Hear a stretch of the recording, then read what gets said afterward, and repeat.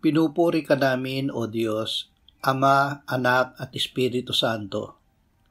Salamat, Ama, na ibinigay mo sa amin si Jesus na iyong anak, na namatay para sa aming kasalanan, iyong muling binuhay, iniakyat at iniluklok sa iyong kanan sa langit. Salamat na ibinigay mo sa amin ang iyong banal na Espiritu, at sa pamamagitan niya ay ibinuhos mo ang iyong pag-ibig sa aming puso. Salamat, Panginoong Hesus, na ikaw ang pagkaing ibinigay ng Ama upang kami ay mabuhay.